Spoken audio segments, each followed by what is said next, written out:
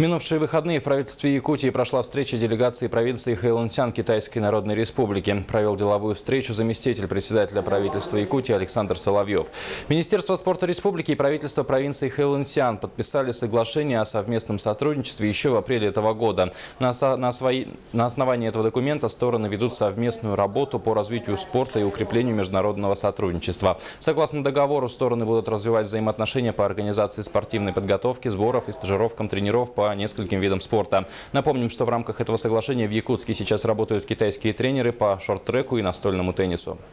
Есть виды спорта, по которым Китай, конечно, опережает всю планету. Но это такие игровые виды спорта, как настольный теннис, как шорт-трек, который имеет олимпийских чемпионов.